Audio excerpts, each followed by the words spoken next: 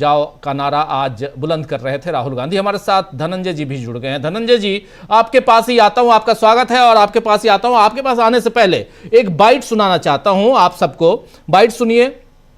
और उसके बाद, चूंकि धनंजय जी मुंबई से जुड़े हुए हैं, थोड़ा मुंबई पे और विस्तार से चर्चा करना जरूरी है। मनरेगा और इन तमाम मसलों पे भी चर्चा करेंगे हम, लेकिन पहले जरा मुंबई पे, क्योंकि वहां खेला हो गया है।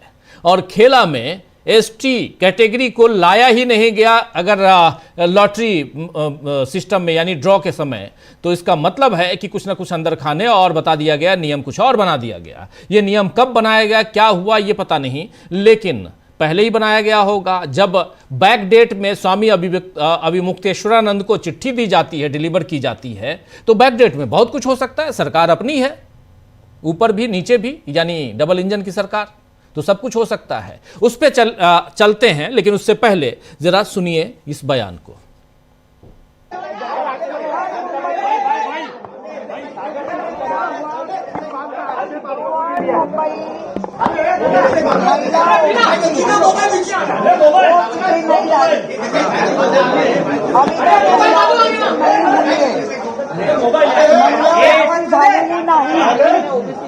हाँ, ओबीसी नाही झालं. 2019-2022 हे ओपन होतं. ओबीसी यायला पाहिजे होतं. ओबीसीवर अन्याय केलाच. निवडणूक व्हायच्या आधी शेड्यूल कास्ट किती असायला पाहिजे. आता त्यांनी नियम बनवला. शेड्यूल कास्ट, शेड्यूल ट्राइब 3 असायला पाहिजे. मगच म्हणजे तुम्ही जाणून बुजून शेड्यूल ट्राइबचे आमच्याकडे 2 उमेदवार आहेत. तिथे तुमचा बृहन्मुंबईमध्ये तिथे तुमचा हा नियम लागतो. याचा अर्थ लॉटरी ठरवून केली.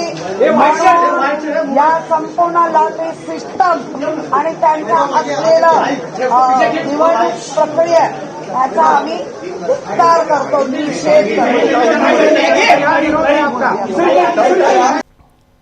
किशोरी पेडनेकर, ये हैं यूबीटी शिवसेना की नेता और पूर्व मेयर हैं, और इन्होंने साफ साफ बताया मराठी में कि आखिर खेला क्या हुआ है और यहाँ कैसे एसटी को हटा दिया गया है। धनंजय जी, सही कह रहा हूँ? आप चूंकि वहाँ बैठे हैं और मुझसे बेहतर समझ रहे होंगे इस खबर को, और गहराई से आप समझ चुके होंगे। जरा बताइए कि हुआ क्या आज। देखिए, जो आपने अभी बयान दिखाया वो तो स्पष्ट है, और ये दिन में ही आ गया था जब ये हुआ कि जब शिवसेना यूबीटी ने बाकायदा कहा कि बेईमानी हुई है और पहले से नहीं क्यों बताया गया। अगर कोई नियम में परिवर्तन करना था तो पहले आप बताते। देखिए, ये सरकार जो है जैसे बनी है, वोट चोरी और क्या क्या जिक्र होता रहा। इसके पहले जो सरकार थी जिसमें मुख्यमंत्री थे एकनाथ शिंदे साहब, आपको पता है सुप्रीम कोर्ट ने भी, तमाम लोगों ने कहा कि ये सरकार जो है वैध सरकार नहीं है।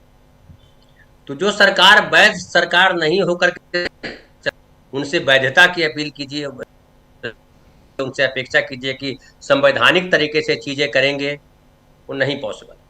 तो जब ये हुआ कि शेड्यूल ट्राइब 2 सीटें हैं, दोनों सीटें यूबीटी के पास है, शिवसेना यूबीटी के पास, उसी समय ये संदेह था कि गड़बड़ी करेंगे। और गड़बड़ी देखिए, जब वोटिंग में ईवीएम में गड़बड़ी होती है तो ये तो लॉटरी निकालना है। आप चंडीगढ़ जो चुनाव हुआ था मेयर का, वो भी याद कर लीजिए, चंडीगढ़ में किस तरह से बेईमानी हुई थी। तो बेईमानी इस सरकार के लिए जो है वो सबसे मजबूत हथियार है। और आप किससे शिकायत करेंगे, ये बताइए, किससे शिकायत करेंगे? वो कहेंगे जाइए कोर्ट चले जाइए। कोर्ट जाने पे क्या हाथ आता है ये पता है। आम आदमी को तो मालूम था पहले से कि आम आदमी जब कोर्ट में जाता है तो तारीख पर तारीख, तारीख पे तारीख मिलता है। लेकिन खास लोगों को ही पता है कि कोर्ट जाने पे क्या मिलता है। वो चाहे चुनाव आयोग के खिलाफ कोर्ट में गए हों, या सरकार के खिलाफ कोर्ट में गए हों, या जो इलेक्टोरल बॉन्ड के खिलाफ सरकार में गए हों, कोर्ट में गए हों, क्या हासिल हुआ? सारे फैसले जो है वो सरकार सम्मत फैसले हुए, संविधान सम्मत नहीं, सरकार सम्मत फैसले। सरकार ने जो चाहा वही फैसला हुआ। तो इसलिए ये तो अपेक्षित था। शिवसेना यूबीटी के लोग भी जानते थे कि ये बेईमानी करेंगे, बेईमानी ही इनका धर्म है। अब लेकिन सवाल उठता है कि बेईमानी की भी एक उम्र होती है, उम्र से कोई बचा नहीं है।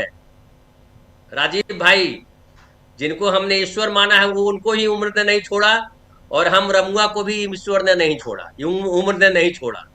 तो उम्र बेईमानी की भी, बेईमानी की उम्र तो और कम होती है, ईमानदारी की उम्र थोड़ी लंबी होती है, लेकिन बेईमानी की उम्र और कम होती है। तो मुझे लगता है कि ये अब एकदम किनारे पे आ गए हैं, थेथरे, निर्लजय, मतलब जितने बुरे शब्द हैं सबको आप सोच लीजिए। और इनको किसी से भय नहीं है। इसलिए भय नहीं है कि जब कोई व्यक्ति, हमारे गांव में कहावत है कि नंगा से भगवान भी डरता है। तो नंगा से जब भगवान डरते हैं, ईश्वर जो है पूरी दुनिया का संचालन करते हैं, ऐसा कहा जाता है, हालांकि मैं नहीं जानता हूं इस बारे में, लेकिन पूरी दुनिया को जो संचालन करता है वो ईश्वर नंगे से डरता है। तो बेचारे शिवसेना के लोग और बाकी लोग क्या हैसियत रखते हैं। और शिवसेना तो ऐसे भी प्रताड़ित पार्टी है, इनकी पार्टी को तोड़ दिया गया, इनका चुनाव चिन्ह छीन लिया गया, इनका नाम छीन लिया गया, क्या किया इन्होंने। लेकिन जो महत्वपूर्ण हुआ है कि शिवसेना यूबीटी के बारे में लोगों की छवि, लोगों के मन में इनकी छवि बेहतर हुई। और उस दिन में मैंने बताया था आपको कि ये दूरगामी फैसला। एक और बात मैं आपको बताऊं कि जो जहां पे शेड्यूल ट्राइब सीट दिया गया है कल्याण डोंबिवली, याद कीजिए जी, कल्याण डोंबिवली में शेड्यूल ट्राइब सीट मिली है, और वहां पे सबसे बड़ी पार्टी जो है इनकी है, एकनाथ शिंदे जी की पार्टी। ये भी आपने खबर सुनी होगी, उस दिन हमने बताया भी शायद था, बाद में और खबर आई कि राज ठाकरे के 5 नगर पार्षद भी जो है उसके साथ शामिल हो गए। बाद में हुआ कि उनको हटाया जाएगा, निकाला जाएगा, वगैरह वगैरह, लोकल लेवल पे हुआ। कुछ और लोगों को जोड़ करके तो वहां कोशिश की जा रही है कि किस तरीके से शिवसेना शिंदे की पार्टी का मेयर बन जाए। ठाणे में भी इनकी यही कोशिश है। लेकिन तमाम कोशिशों के बाद ये तो अपेक्षित था, ये होना ही था। लेकिन मुझे लगता है कि ये जो जनरल सीट किया है मुंबई के लिए, या मुंबई केवल नहीं किया है, जनरल महिला सीट किया है, मुंबई किया है, नासिक किया है, 9 जगह है, 9। हाँ, मुंबई, पुणे, नागपुर, नासिक, धुले, नागपुर, मालेगांव और नवी मुंबई, इतने सारी जगहों पे हुआ है। और तो सामान्य महिला, अब ये भी आता है कि अब पहली बार महिला के लिए इसमें मालेगांव भी है, भिवंडी निजामपुर है, नांदेड़ बघाला है, ये सब है जी, ये सामान्य महिला वर्ग जी। तो अब जो है बताइए कि जब एक तो महिला का आरक्षण बहुत लंबे संघर्ष के बाद हुआ है, तो अब ये देखिए, चालाकी देखिए कि आप इसका खुल करके उस तरीके से विरोध भी नहीं कर सकते, क्योंकि आपको महिला विरोधी करार दे दिया जाएगा कि देखिए महिलाओं को मिला है तो उससे भी इनको नाराजगी है। तो ये रणनीति चलना था इनको। लेकिन मुझे लगता है कि ये एक्सपोज होंगे, और इनके लिए नगरपालिका चलाना आसान काम नहीं है, क्योंकि बहुत सारी समस्याएं हैं। पिछले कई सालों से राज्य सरकार चला रही थी, उसके द्वारा नियुक्त प्रशासक चला रहे थे, मनपा नहीं चला रही थी, प्रशासन मनपा के थ्रू नहीं चल रहा था। तो देखिए किस तरह से काम करते हैं। लेकिन मुझे लगता है कि ये बाजी तो मुंबई में इन्होंने जीत ली है, और बीजेपी का ही का मेयर होगा, बीजेपी की ही मेयर होगी। और जो एक हम लोग सोच रहे थे कि शेड्यूल ट्राइब का होगा तो क्या होगा, ईमानदारी से होता तो ये सवाल आज मजबूती से हम इस पर डिस्कस कर रहे होते। लेकिन अभी तो यही है कि जय बोलो बेईमान की। जी बिल्कुल, जय बोलो बेईमान की, यानी बेईमानी से यहाँ जो कुछ हुआ